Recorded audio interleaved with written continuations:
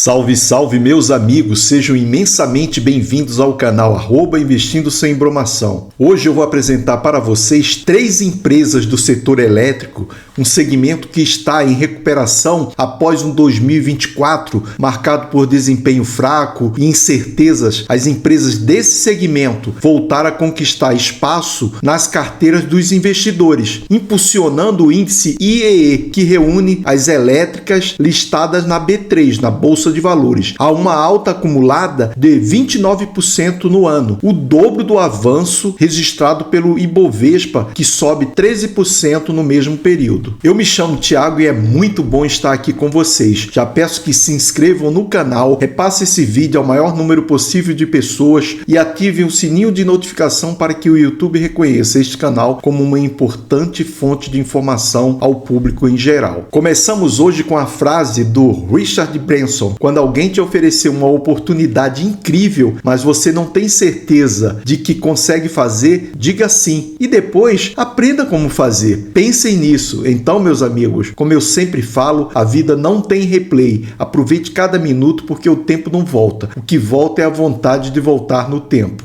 Dito isto, vamos ao que interessa sem bromação. Meus amigos, o Bank of America, o BOFA, publicou um relatório destacando quais empresas do setor elétrico apresentam melhores oportunidades neste momento. Vamos lá? Vamos começar pela Copel. Entre os destaques do banco está a Copel CPLE6, que vem entregando os números consistentes e atraindo atenção pela previsibilidade dos resultados. Segundo o BOFA, a companhia deve registrar a taxa de crescimento anual composta, o CAGR, de 15% no EBITDA nos próximos 3 anos, reflexo de ganho operacionais e investimentos estratégicos. Um outro ponto interessante para o investidor é a rentabilidade via dividendos. A projeção é que a Copel mantenha um retorno recorrente em 2 dígitos, oferecendo um fluxo de caixa previsível e atrativos em tempo de juros elevados. A Copel lucrou 573,6 milhões no segundo trimestre do ano de 2025, com a melhora de 21,1%. A estatal tem maior desempenho operacional com hidrelétrica e energia eólica, além de redução com custo de pessoal. A Companhia Paranaense de Energia, conhecida como Copel, CPLE6, é o ticker na Bolsa de Valores, registrou um lucro líquido de 573,6 milhões no segundo trimestre do ano de 2025, como já falei, com uma alta de 21,1% na comparação com o mesmo período do ano de 2024, conforme relatório dos resultados publicado na quarta-feira, no dia 6 de agosto de 2025. No caso, a estatal atribui a melhora em sua rentabilidade ao aumento do resultado dos portfólios de geração hídrica e eólica, bem como a redução do custo com pessoal e do ganho líquido de 132,3 milhões com alienação e descruzamento de ativos no segundo trimestre do ano de 2025. Mesmo com a redução do custo com pessoal, a companhia elétrica encerrou junho de 2025 com uma dívida total de 20,03 bilhões, uma variação positiva de mais 12,9% ante ao montante registrado no final de dezembro do ano de 2024. A alavancagem consolidada da Copel bateu em 3,1 vezes, refletindo uma dívida líquida de 16,56 bilhões. Por sua vez, o EBITDA recorrente, que é o lucro antes de impostos, juros, depreciação e amortização, foi de 1,33 bilhão no segundo trimestre de 2025, um avanço de 4,2% na comparação anual, refletindo o bom desempenho operacional dessa empresa. A geração de caixa operacional da elétrica alcançou 745,9 milhões no segundo trimestre do ano de 2025, ao passo que a eficiência do EBITDA recorrente da Copel Distribuição teve taxa de 45,7%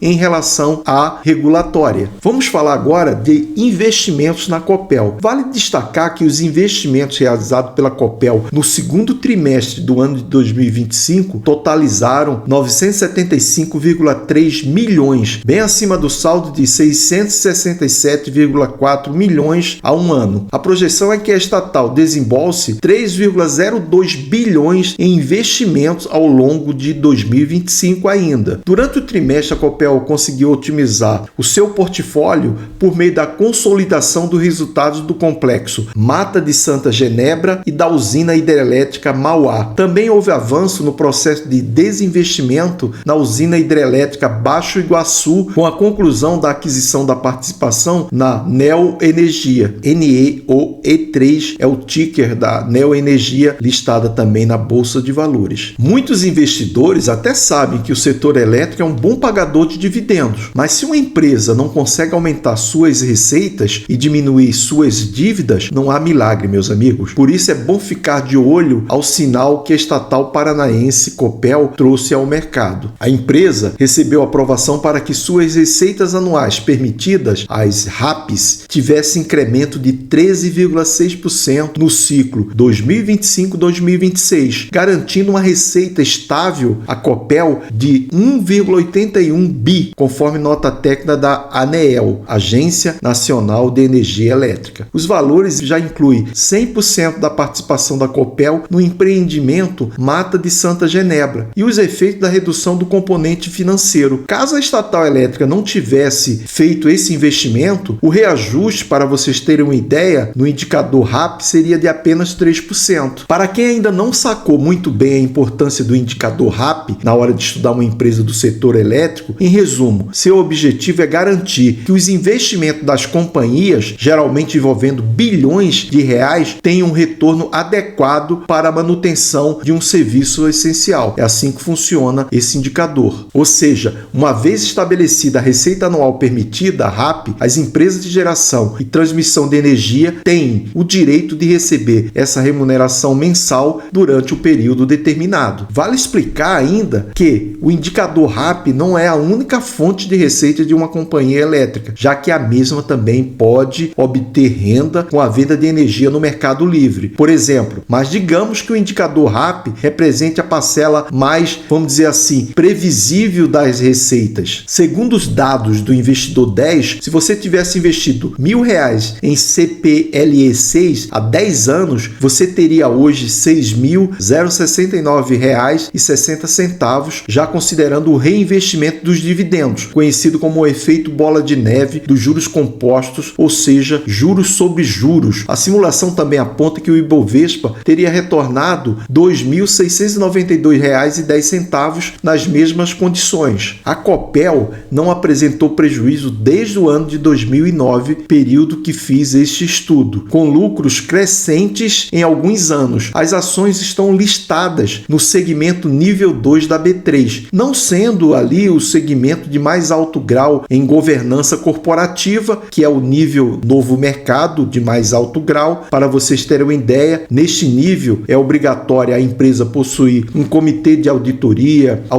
interna, compliance. As ações ordinárias são oferecidas com um tag along de 100%. O free float em média é de no mínimo 15% por um determinado período e depois deverá aumentar. Enfim, são várias regras que a empresa deve se enquadrar em termos de governança para ser aceita no nível novo mercado, que não é o caso da Copel. A Copel possui um patrimônio líquido acima de 1 bilhão, possui 25,60 bi patrimônio líquido, uma liquidez média diária acima de 10 milhões, possui 121 milhões de liquidez média diária, com um excelente tag along de 100%, um excelente free float de 100% e uma dívida líquida EBITDA boa de 2,76, e além disso paga um dividend yield atual de 6,55% e pagou um dividend yield médio em 5 anos de 8,71%. Portanto, eu investiria sim nessa empresa pela conjuntura dos resultados nos fundamentos aqui observados. Vamos agora para a segunda empresa nessa aula de hoje, que é a Eletrobras. A Eletrobras, ELET6, também entrou na lista do BOFA após apresentar números expressivos no balanço mais recente. No segundo trimestre, a elétrica reportou lucro líquido ajustado de 1,47 bilhão, um salto de 43,3% em comparação ao mesmo período do ano de 2024, e uma reviravolta em relação ao ao prejuízo ajustado de 80 milhões registrado no primeiro trimestre deste ano. O resultado foi acompanhado do anúncio de 4 bilhões em dividendos intermediários, equivalente a um retorno de 4,5% sobre o valor das ações, surpreendendo parte do mercado. Para o BofA, a empresa negocia atualmente uma taxa interna de retorno, a TIR real, de 12,6%, e os bons números podem alterar de forma positiva a percepção dos investidores. Mas existem alguns detalhes por trás dessa empresa que não passam na minha análise de investidor, nos meus pontos de corte. O primeiro deles é que não possui tag along. Por que o tag along é tão importante e imprescindível, Thiago? O tag along, meus amigos, é o direito do acionista minoritário de vender a empresa pelo mesmo preço que o controlador em caso de troca de controle. Na prática, isso significa que, se a empresa for vendida, o mesmo valor que é oferecido ao acionista majoritário deve ser repassado aos acionistas minoritários. É isso que indica o tag along.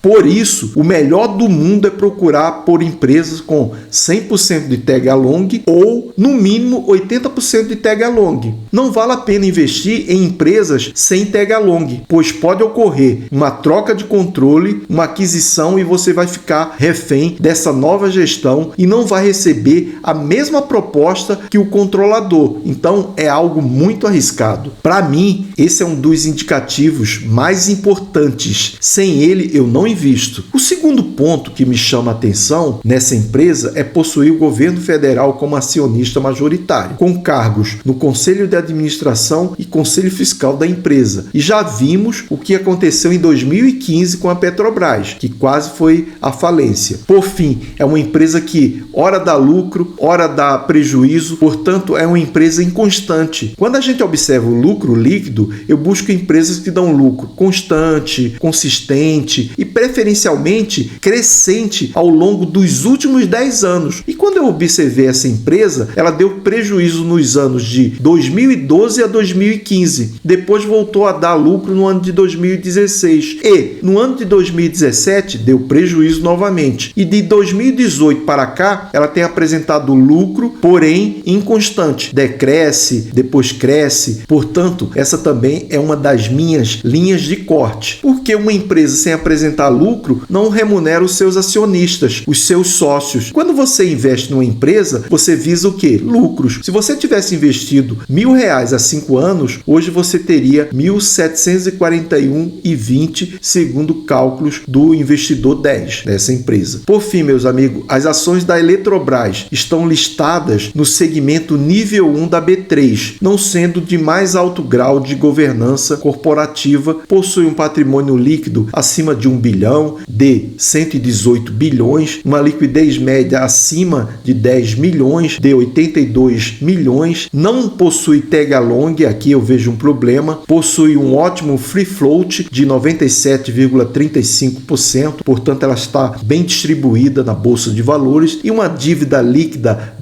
EBITDA boa de 1,78 e paga um dividend yield atual de 3,94% e pagou um dividend yield médio em 5 anos de 5,84%. Mas pelos pontos de corte já falados, eu não investiria nessa empresa, porque existem empresas do setor elétrico que trazem um melhor retorno com maior segurança, ou seja, produz uma melhor entrega no geral quando observamos uma conjuntura mais contextualizada em relação aos seus fundamentos. Repito, por esse critério que descrevi aqui, eu não investiria na Eletrobras. Agora vamos para a terceira e última empresa do setor elétrico, que é a Neoenergia. A Neoenergia, NEOE3, também aparece como uma alternativa interessante, com TIR real estimada em 3,2%. O BofA, o Bank of America, ressalta que o mercado ainda não precificou totalmente o menor risco na alocação de capital da companhia, o que abre espaço para valorizações das ações. O histórico de execução de projetos e o portfólio diversificado, que inclui geração, transmissão e distribuição, reforçam o potencial potencial de crescimento da Neoenergia nos próximos anos. A Neoenergia tem apresentado lucros constantes de 2010 para cá e, na maioria dos anos, lucros crescentes. A Neoenergia reportou um lucro líquido de 1,63 bi no segundo trimestre do ano de 2025, dobrando o saldo obtido há um ano, conforme relatório dos resultados publicados no último dia 22 de julho de 2025. Entre os destaques que contribuíram para esse desempenho da companhia elétrica estão o reajuste da parcela B em suas operações na Bahia, através da Coelba, e no Rio Grande do Norte, através da Cosern, além da revisão tarifária na Neoenergia Pernambuco. Além disso, a empresa controla a Electro, EQTR4, que distribui energia no interior de São Paulo e em Mato Grosso do Sul. A empresa também teve um impacto positivo de 869 milhões no segundo trimestre do ano de 2025 pelo reconhecimento de créditos tributários, devido à exclusão da atualização financeira do indébito tributário de PIS/COFINS da base de cálculo do IRPJ e CSL. Já o EBITDA, lucro antes de impostos, juros, depreciação e amortização, foi de 3,21 bilhões no trimestre, um crescimento de 8% na comparação anual. A receita operacional líquida totalizou 12,19 bilhões no segundo trimestre do ano de 2025, com um avanço de 11% na mesma base de comparação. As distribuidoras da Neoenergia encerraram o trimestre com 16,8 milhões de consumidores ativos, um incremento de 1,9% ante o mesmo período do ano de 2024. No segundo trimestre do ano de 2025, a companhia contava com a operação de 44 parques eólicos, 5 usinas hidrelétricas e 2 parques solares. Embora as despesas operacionais da empresa tenham subido 5% no trimestre e somado 896 milhões, o indicador ficou abaixo da inflação, o que, nas palavras da empresa, confirma a disciplina de custos que permite absorver as pressões da maior base de clientes. Os investimentos CAPEX da Neoenergia foram de 2,79 bi no segundo trimestre de 2025, uma alta de 21% ante igual período do ano passado. Ao final de junho de 2025, a dívida líquida consolidada da empresa atingiu 44,81 bilhões, cerca de 4% superior ao final de dezembro do ano de 2024, diante de um CAPEX maior. Quase 90% da dívida é contabilizada no longo prazo e cerca de 12% da dívida no curto prazo. Segundo dados do Investidor 10, se você tivesse investido R$1.000 em Neoenergia há 2 anos, você teria R$ 1.138,30, já considerando o reinvestimento dos dividendos. A simulação também aponta que o Ibovespa teria retornado R$ 1.114,80 nas mesmas condições. A Neoenergia é uma companhia integrada de energia controlada pelo grupo espanhol Iberdrola. Além disso, a empresa exerce atividades em 18 estados brasileiros com forte presença na região Nordeste. Neste sentido, atuando nos setores de geração, distribuição, transmissão e comercialização de energia elétrica, a Neoenergia é a segunda maior empresa do setor no país. Dessa forma, ela atende cerca de 13,9 milhões de unidades, portanto é uma empresa que atende um universo muito grande de consumidores. Na área de distribuição, a companhia atua por meio de concessões com 4 empresas. Logo, a Neoenergia é dona da Coelba, na Bahia, a Celp em Pernambuco, a Cosern no Rio Grande do Norte e a Electro em São Paulo e Mato Grosso do Sul. Já a plataforma de geração está baseada em matrizes de fontes limpas, com significativa participação de renováveis. Além disso, a Neoenergia possui 17 parques eólicos, 7 hidrelétricas e uma usina térmica a gás natural. Se trata de uma empresa grandiosa. Por outro lado, na área de comercialização, a empresa atua na integração de sistema de energia solar para micro e mini geração. Ainda, a empresa atua em todas as etapas relacionadas à infraestrutura de energia elétrica dos seus próprios empreendimentos. Por fim, as ações da Neoenergia estão listadas no segmento Novo Mercado da B3 de mais alto grau e governança corporativa. Possui um patrimônio líquido acima de 1 bilhão de 35 bilhões, uma liquidez média diária acima de 10 milhões de 27 milhões opções, um tag along de 100%, um free float aceitável de 16,07%, abaixo de 15% já preocuparia, e uma dívida líquida / EBITDA de 3,46%, acima de 4% já haveria também uma preocupação maior. Nessa companhia, Neoenergia, com os dados e potenciais que demonstram através de seus fundamentos, eu investiria nessa empresa. Por hoje é só, pessoal. Quem quiser construir uma carteira de investimento completa,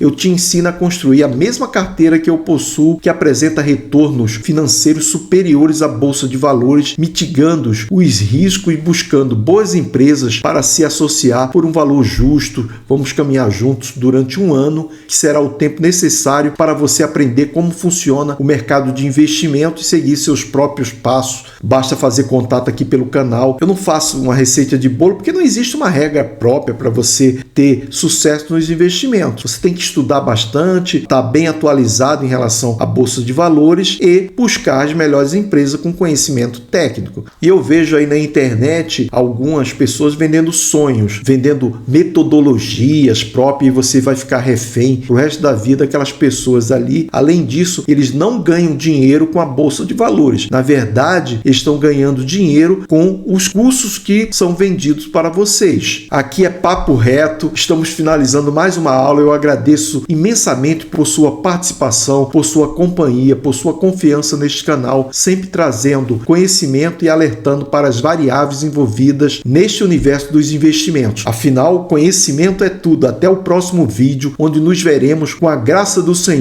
Um beijo no coração. Tenham sempre fé em Deus, que essa conexão seja uma luz de conhecimento. Meu muito obrigado. Fui!